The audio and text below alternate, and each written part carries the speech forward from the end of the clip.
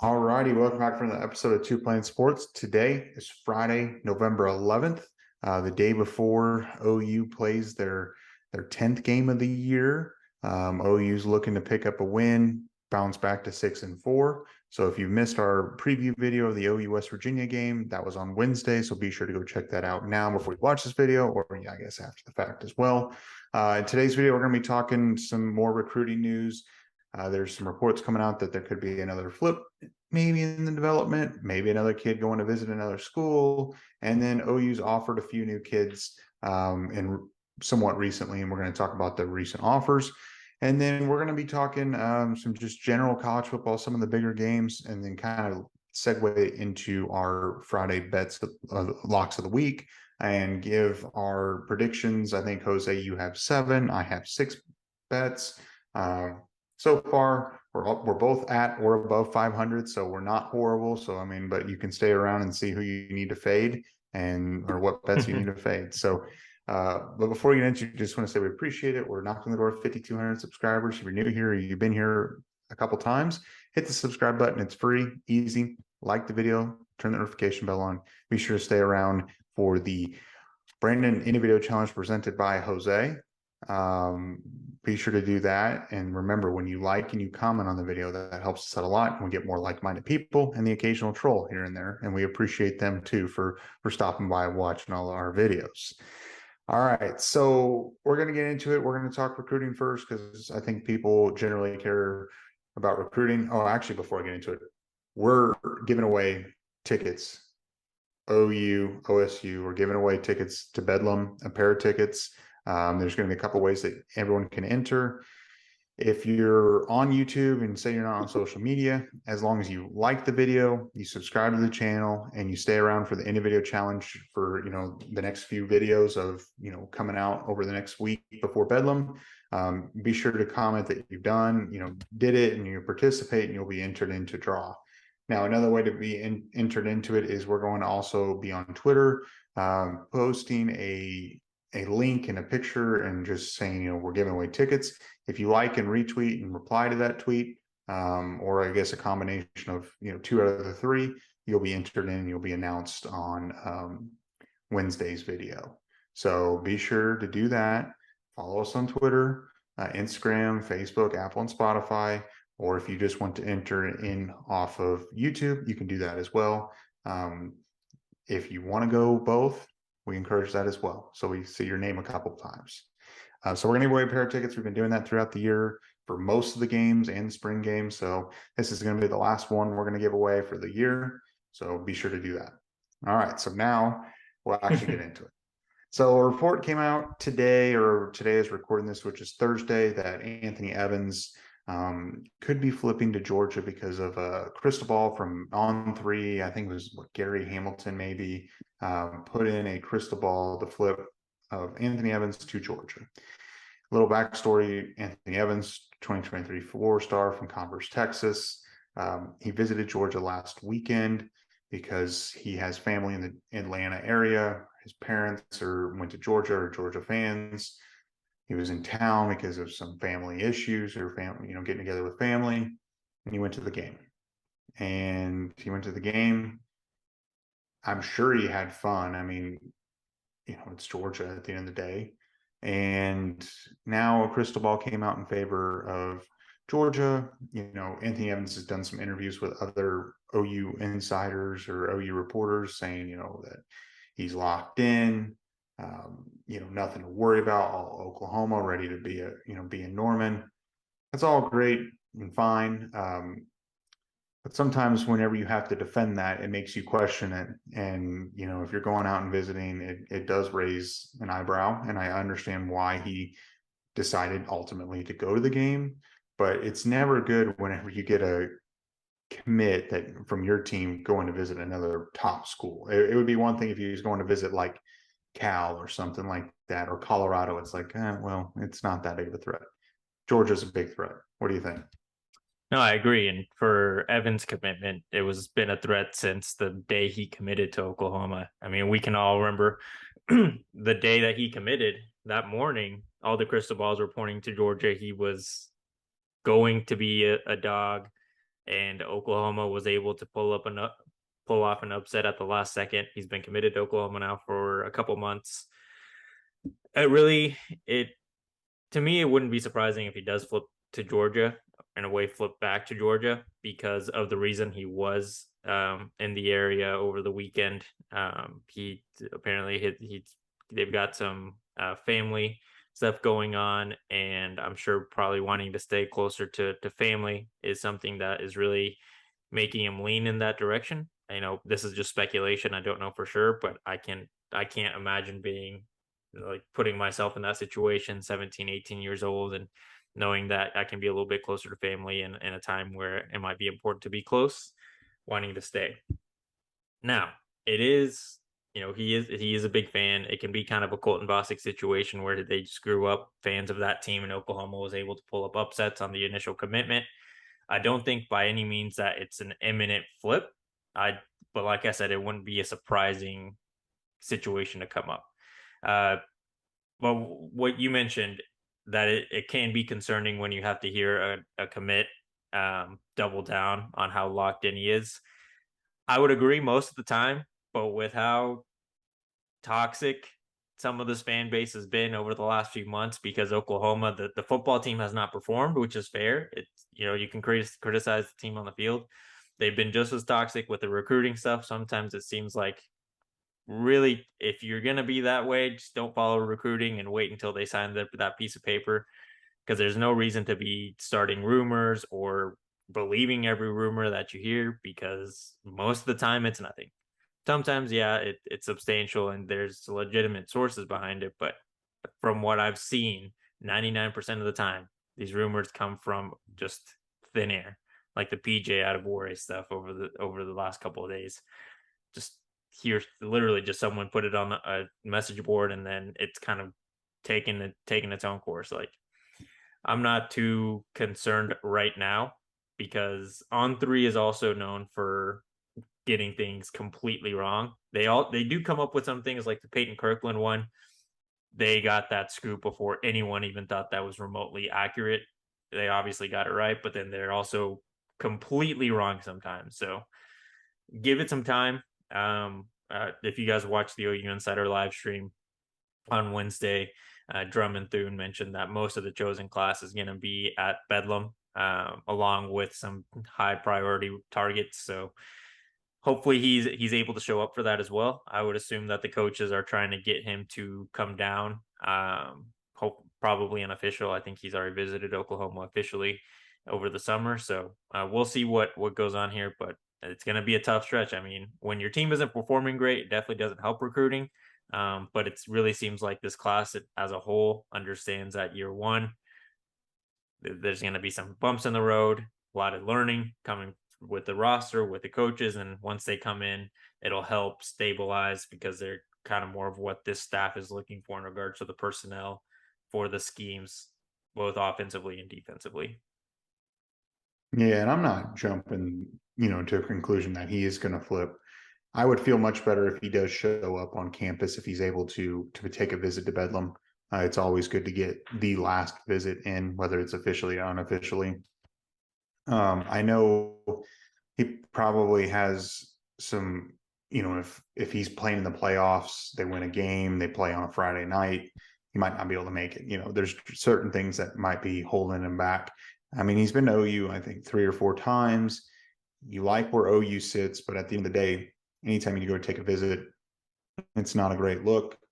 But I'm not jumping to conclusions, but I just think that it's, something to monitor. And just like what we're going to do, what we did with Vosick, and what we're going to do with Evans. I mean, not that we're expecting an imminent flip like Vosick was in the last day or two, but it's just interesting how reports come out. And sometimes it's literally nothing, and then sometimes there's some substance behind it. Fingers crossed that Fox or whoever is carrying the Bedlam game doesn't hoe us over and gives us like middle of the afternoon, because David Stone is also, he originally planned on being there, but apparently he's got a game on Friday night, and if it's a morning game, it's going to be practically impossible for him to come. And it really seems, I know we're not talking about him a lot, but Michigan State's making a big push for him, and definitely not a guy that you want to lose when he's from Oklahoma. And trying to get him to visit here over the next multiple times over the next few months is going to be important to try to see if we can get him locked in by January, February time. For sure. Yeah, hopefully 2:30, 6 o'clock. That would be ideal, but not that Oklahoma or Oklahoma State are looking great at this time. I Yeah. do think it is critical for Anthony Evans to OU to win out or go 2-1. Hopefully finish the year, with some momentum. I do think if OU somehow goes 1-2 or 0-3, I don't think they're going to go 0-3, but they somehow go 1-2 and they finish 6-6. Man, I don't know. And if Georgia keeps rolling and Georgia goes on to play, for a national championship, it'd be hard for him to probably turn that away, considering how much influence he's getting from his parents being, Bulldogs and other things. So it's critical, and it's not just for Evans; it's for this entire class. And to add on a few more kids is you got to build some momentum, at least show some improvement towards the end of the year. And it felt like it was going to happen with the Baylor game. Before the Baylor game, after the bye, they were starting to get rolling. Turnovers happen. They can win out. They can go 3-0. They can get in a decent bowl game and win that game. It's just a matter of putting it together on the field, protecting the ball, protecting the defense, and showing the kids that there is positive momentum in this program, which I think there is. It's just growing pains, and it is what it is. So, do you have any more thoughts on Evans, or can we move on? Now let's get to the next guy. All right. So, next guy, another Sooner commit, taking a visit. Lewis Carter, 2023 four-star linebacker. He's from Tampa, Florida, committed to Oklahoma July 16th. There's been some reports coming out that this upcoming weekend he's going to visit Auburn for their game and making the trip up. Again, there's some special circumstances that he's going up there under, but Auburn's been in his recruitment for a while. I believe they've got an official visit with him before he committed to Oklahoma. But they're getting him back up on campus. I know they've been working on him hard, but they fired their head coach. You don't really know. You want to talk about a program that doesn't really have a direction right now. It is Auburn compared to Oklahoma, but at the end of the day, they're getting him on campus. And I mean, unless something dramatically goes wrong. And I believe I read a report that he was trying to go earlier in the year, but Hurricane Ian? Yeah, came in and changed those plans. So he's obviously had some sort of interest in Auburn. I mean, there has to be some sort of interest if you're trying to make a visit and then it didn't work out, and then you go out of your way and are going to go later in the season. I don't know. What do you think? I don't know. This one I'm not too concerned about. One, because it's Auburn. Like you said, they have no real direction. You don't know who their head coach is going to be. It could be a splash hire that maybe in a few weeks could impact Oklahoma, but I really don't think it's going to be a big deal. I saw I don't know. He posted like a countdown clock on his social media about heading to Norman, like a lot of the 23 classes. Derek LeBlanc has done it a few times. Caleb Hicks has done it, did it earlier in the week, and Lewis Carter did it on his Instagram.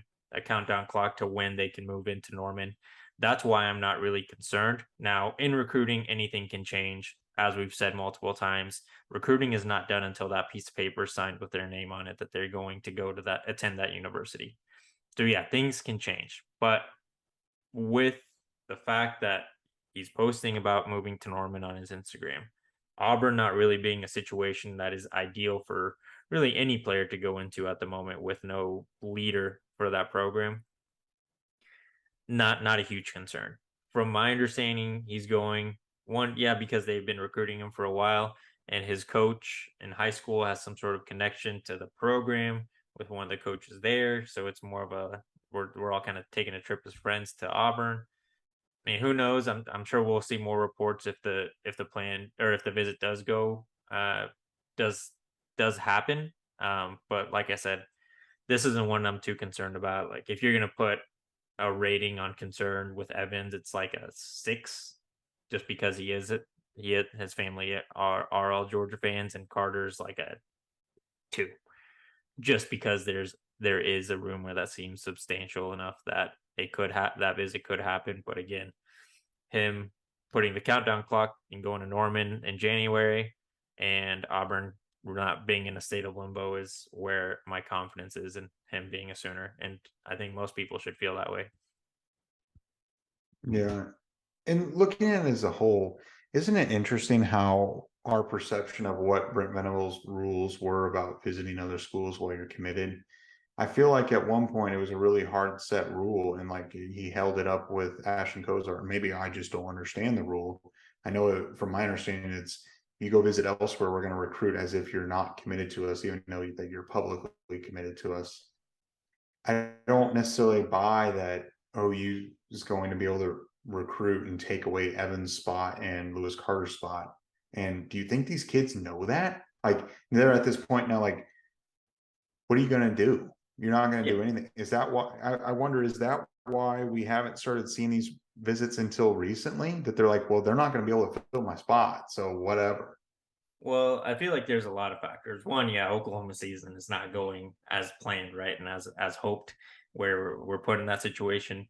Two, they didn't. They most of these kids really don't have time to go on visits in the fall because they've got school, they've got the football season, very limited time going anywhere. And three, like they're not dumb. I mean, they're not masterminds like some fans believe them to be. It's not like I've seen a lot of people with Colton Bosick. They're like, oh, he was never really committed to Oklahoma. He was more like a spy trying to use us as leverage for NIL with Texas, or trying to get people to flip to Texas. It was always his plan. Like, no, that's foolish. They're not That's masterminds. bizarre. Yeah, they're not. They're like they're kids at the end of the day. They're not dumb, but they're not evil masterminds either. They know how to. This is essentially a business and a game. They know how to. They know when they have leverage, both because especially now with NIL, they have so many people in their ears, especially more adults. They kind of know they have better knowledge of how to position themselves to be in the right place. We talked about it before, like we saw it, and I'm not sure if we're going to talk about him, but the USC commit that we recently offered, he's not expected to make a visit to Oklahoma unless he's one of his friends is offered, one of his teammates is offered, which apparently is likely that he gets an offer, but he's using his leverage as a commit as a player that Oklahoma wants to try to get his buddy a look by a major program. And I respect it. I mean, some people might not like it, but you're using your position to try to spread the wealth, for maybe a lack of a better term. And again, I don't think Lewis Carter is really a guy to worry about, but it is interesting that the rule maybe isn't being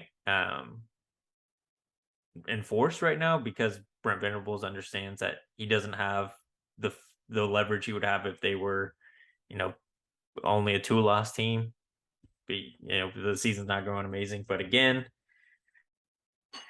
maybe we didn't understand the rule, and it was more officials because that's how Notre Dame works, right? You can't take official visits, but as long as you have open communication with us, going on unofficials is a okay with us, and we'll learn. I think it's just year one. Also, as fans, we're trying to understand how he's recruiting, and honestly, like hindsight, kind of a dumb rule. Like, how are you going to tell someone to not go somewhere? I feel like that would just make a 17 or 16, 17, 18-year old be less likely to commit sooner, which at this point in college recruiting is important to get commits ASAP. And if you see that team start struggling, wouldn't it make you reconsider a lot more than if they just said, hey, as long as you keep communication with us, go ahead and take other visits because we want to make sure you're comfortable with where you are as a player, and we'll continue to recruit you as hard as we did when you first committed. Yeah, I mean, it will be interesting to see that if next year, say OU is 10-1 going in, going in their last game, are they having any kids in the month of November going to visit elsewhere? I tend to think no. And I Yeah. think Venables knows that it's like, all right, now I don't really have the leverage, but once we're good, I'm going to have this leverage and we're not going to allow this to happen. But the thing is if you're going to have that rule, you have to do it for the entire class. It can't be, well, he's the quarterback, so he can go do that, or he's the, you can't hold people to higher standards or lower standards, and maybe you can take it class by class, and Yeah. that it's just going to be interesting to see. And again, like you said, we might not fully understand, and maybe we're just not reading it right or understanding it right. So anyway, I just find it interesting that in the last month or so, things have started to pop up as OU has struggled. I don't And know. So I think that's why fans freak the hell out every time one of these reports come out, because the initial understanding was once you're committed, you're not going anywhere else. You're not going to take a visit. You're not even considering having a phone call with anyone. I mean, a few weeks ago, people were freaking out about Jackson Arnold potentially going to Notre Dame when there was again no real substance to that rumor, and then he had to shoot it down. I think it's that again, maybe it's a misunderstanding or a miscommunication on what that rule was, and we're learning as this year's going. So, like you said, we'll see what happens next year with the 24 class if it's going to be a similar situation, and we'll understand a little bit better what the exact rule is and how those coaches will be enforcing it. for sure. So moving on to a kid that just got offered recently by Oklahoma, is David Peavy. He is a current USC commit, 2023 3-star composite, 2023 4-star rating according to 247. He's 6'4", 230 pounds from San Diego, California, and it's David Peavy. He committed to USC on October 27th, and OU offered him on November 9th. Now, as you alluded to a little earlier, as of right now, OU does not expect to host him for a visit unless his teammate, Josiah Cox, is offered by Oklahoma. He's a 2023 3-star safety, 6'2", 280-pound kid from San Diego as well. He currently holds offers from like Arizona, Washington State, Colorado. So a little bit of a more under-recruited player. He is trying to leverage that, if you want one of us, you have to take both of us. And that means that's when we'll go out and visit. You know, think whatever. I mean, I get it. If you're trying to help your friend out, and also maybe you need more of an incentive to come out all the way out to Oklahoma, whatever. I just think he's not quite highly rated enough, I feel like, to really truly have that kind of leverage like a David Hicks. You can't really leverage that unless you're like one of the best, and I think David Hicks can leverage that, and that might be partly why Oklahoma offered his teammate. Trying to remember, do you remember the last name of his teammate that OU recently Dalen, offered? Do it. Damien, is it? Are you talking Damien. about Hicks? Yeah, Damien Yeah. something Yeah. Sanders, I think. Yes. So anyway, what's your thought on that? I mean, I don't necessarily expect him to come visit because I don't necessarily know if Oklahoma's going to offer Josiah Cox, just because they're recruiting some other safeties. Peyton Bowen's obviously looming. I know they've been targeting some other safeties that are a little bit more local. What do you think? Yeah, it'll be an interesting situation here. Um, Clearly, Oklahoma's going after more edges here recently, or defensive ends. I want My first thought when I started seeing all those offers come through is, and I'm sure it's because they've been missing out on some defensive end play, defensive line recruits. Bostic just decommitted, so trying to backfill those spots. But also, it's mainly outside linebackers, edge players that we've been offering. So, is there going to be some people leaving at that spot? I mean, like Stripling, are they expecting him to transfer after the season? We haven't seen him play much, and I'm sure he's trying to get on the field as soon as possible somewhere. Maybe he's going to be entering the portal, and he's communicated that with them, and it's just not public. I'm not saying that that's a fact, but a lot of edge offers have gone out there, so it's making me think that we're going to see a couple of guys leave, either through graduation, grad transfer, or just straight up through the transfer portal. And Stripling almost transferred last year. He was one of the guys that Brent Venables was able to come in and convince him to stay. And I do expect him. He probably will hit the portal. But Damian Sanford, that's David Hicks's best friend or one of his best friends that will be coming up for Bedlam with Hicks. I don't really I don't think PV's going to be on campus, and I don't necessarily expect Josiah Cox to be offered. I can't blame the kid for trying to leverage. But I just, Oklahoma's just throwing out offers, trying to pick up a few more athletic players that can help fill a void. And, maybe if PV shows up on campus, even without Josiah Cox, it's got to bode well for Oklahoma, but I wouldn't expect it at this time. All right. So that's kind of really the recruiting talk, at least for today's video. We can kind of move on to betting, and then we can kind of talk about any big games that maybe neither one of us bet on, and just talk general college football. So coming in this week, I'm 31-25-1. You are 31-31-1. The definition of 500. You got 7. I'll let you start with the first one. So I'll start with the one that I threw out on Wednesday's episode. I think Oklahoma is going to be able to win this one. I found the line at 7.5, so I'm going to take that. I know ESPN has it at 8, but I'll take 7.5 just to give myself a little hook there, just in case we do win by 8. I don't want another draw. So I'll stay there. I just think Oklahoma's offense will be able to handle their job, even though it's an away game. All right. That same game, I'm taking West Virginia and +8. I think it's 31-24 Oklahoma. I think Oklahoma wins by a touchdown.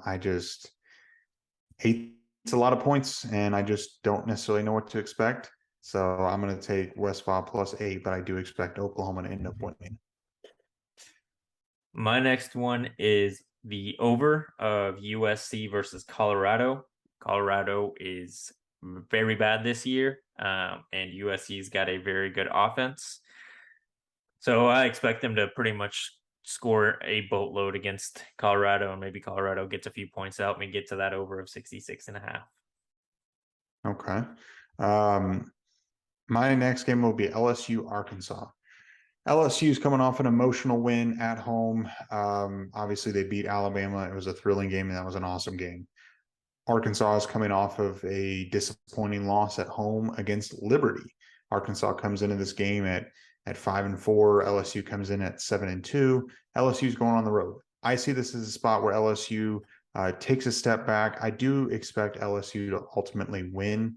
I think Arkansas will be motivated, but Arkansas isn't the best. And I'm not picking a winner here, but I am taking the under of the total points at 62. I think it's going to be a little slow going, somewhat good, decent defense. And I don't see points being thrown up on the scoreboard. My next game is Missouri at Tennessee. Tennessee is 20.5-point favorites. I will take that. It is a home game. I think Tennessee is really going to want to bounce back after taking a loss at Georgia last weekend. They still have a playoff hopes, even with that one loss. Losing to what is very clearly the number 1 team in the country does not take them out of a playoff, of competing for a playoff berth. So they've got to win out here to try to get that number 4 spot. All right. My next one is Alabama Ole Miss. Ole Miss is hosting Alabama this weekend. They come in. Alabama's number 9. Ole Miss is number 11. Alabama, obviously, with the disappointing loss, they are not playing their best right now. I just think that Alabama is going to come in and is going to be motivated. Ole Miss has been shown to be a little susceptible to close wins. I mean, they beat Texas A&M by 3 points, who's not good.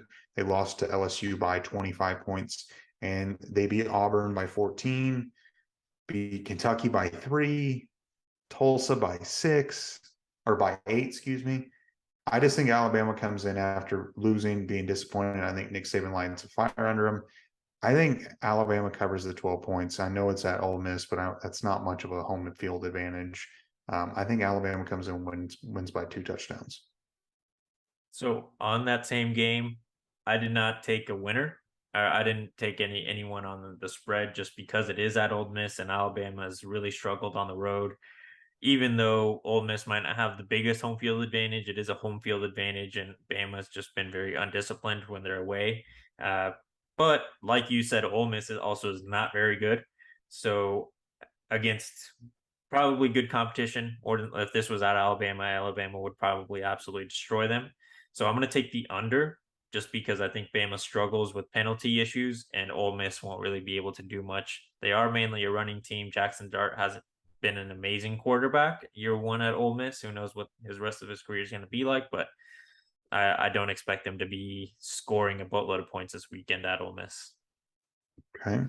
My next one, I'm going out in the Pac-12, Oregon, Washington. I'm taking Oregon minus 13. I think they win by 2 touchdowns. Washington comes in, they beat Oregon State by 3, beat Cal by 7, beat Arizona by 10, and then lost to ASU, lost to UCLA. Their last 5 games, the margin has been really slim against not that great of competition. They're going on the road at Eugene. Oregon's on fire. Oregon's playing well. Bo Nix somehow is in the Heisman talk, at least. I don't think he wins it, but it's awfully weird to hear Bo Nix's name being thrown around for a potential Heisman. And at the end of the day, Oregon's competing for a playoff spot, and style points matter. And I think they know that. Yeah, especially for them because they got their ass kicked by Georgia. And if they get a lot more style points than Tennessee at this point, they might be able to scrape by and get that number 4 spot over them if they both are able to run the table to end the season. My next game is Notre Dame at Navy. Notre Dame coming off a big win.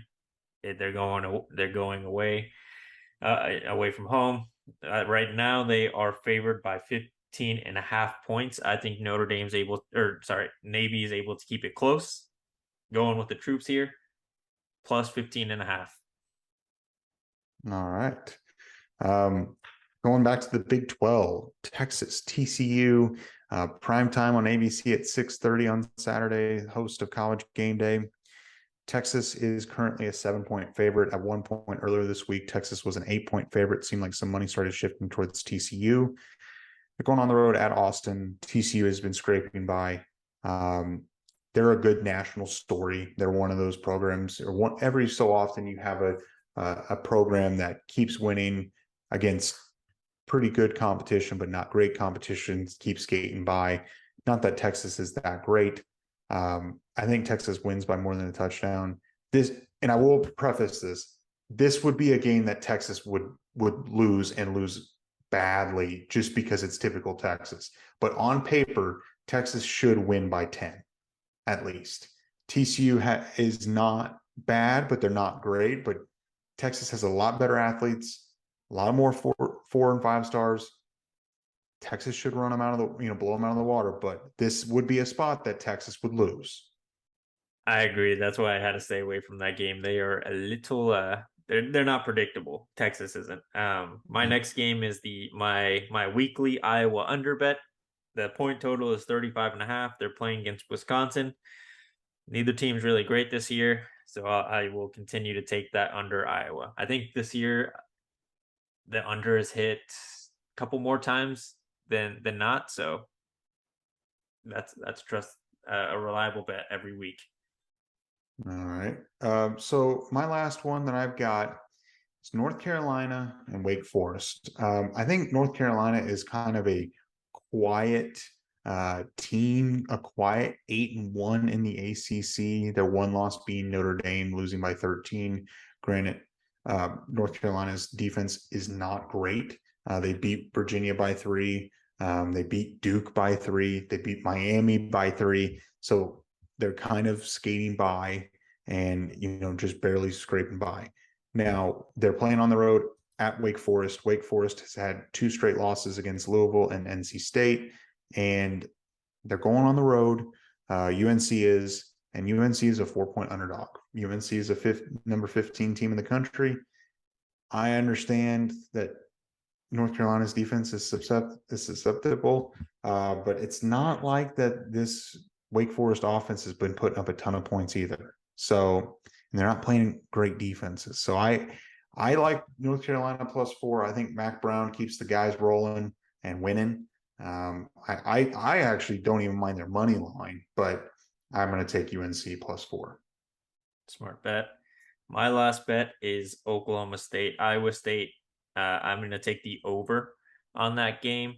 The Oklahoma State offense is good enough to score plenty of points, even though the Iowa State defense is good, and the Oklahoma State defense is terrible, just as bad as ours. And Iowa State was able to put up points, so I'll take the over. Currently, the total is 48.5. I think it's probably going to be close to that number. I bet probably more of like the end the end total being in the low 50s. So probably going to be a little bit of a sweat there, but I'm confident that it could hit. All right. Is Spencer Sanders, is he going to play this weekend? Fuck, I hope so, because that would definitely make this easier to hit. Yeah, if from what I've seen, there's no clear indication one way or another, and someone might be able to correct me, but my impression is Mike Gundy is holding it close to his vest for it. So I don't know. All right. So any of the major games that we did not talk about that you feel like we might need to? We talked about, I mentioned Ole Miss, Alabama. I mentioned Texas, TCU, Oregon, Washington. I do think that Kansas State Baylor game could get interesting. I don't know. What do you think? Yeah, I mean, there's nothing on the line really. I guess for Kansas State, if they win, they'll get back into position for competing for the Big 12 championship, assuming Texas also loses. So they do need to win here. It's away. I mean, it's going to be tough because Baylor. I mean, we saw their defense is good. Kansas State's defense is not amazing, and Baylor can run the ball, which is like what Kansas State has been pretty bad at defending as of late. So again, we're going to be close, but it's important for Kansas State to try to pull that out so that they can compete against TCU for the Big 12 title at the end of the year. Go all purple schools in Jerry's world. I think the other game, really the only other one I'd be interested in, is Ohio State. Not that I don't think that they can win, but after last week, it seems like there's a lot of questions, especially going into the Michigan game next week. Is this going to be a trap game for them where they're also going to be put in a situation where it's close? I mean, it's been 2 weeks in a row where they've been tested a little bit with physicality in the trenches. Not that I know much about Indiana's defensive line, but they're favored by 40 right now. I feel like you kind of have to cover that to get some of those doubters to back off a little bit. You got to cover that if you're Ohio State's offense. I mean, it's probably before the Penn State game, you could have made the argument that they're the best offense in the country, and it's slowed down a little bit over the last 2 weeks. No, that's fair. I do think Ohio State should bounce back, but if they don't, then for sure that becomes maybe what's going on over at Ohio State. But overall, I think we hit most of the big games. There's going to be a lot of good football this weekend. Obviously, if people are in Oklahoma, it's going to be freezing now. So no one's going to really want to go out. So I'm going to be watching a lot of football. The few people that are probably traveling to Morgantown, have fun. That's one place I would like to go at some point. But with OU leaving the Big 12, I might not really have a reason to go out there anymore. But anyway, do you have a individual challenge for the people? Yeah, so we're going to do the usual lock of the weekend. Give us your locks of the weekend. If you have more than one, throw it in your comment. If you don't like to participate in those, tell us what you think about the recruiting rumors. Are you one of those guys or gals that really buys into every rumor that you hear? Do you think that maybe some people really shouldn't be following recruiting because they let these things kind of dictate their emotions for the day? Let us know your thoughts.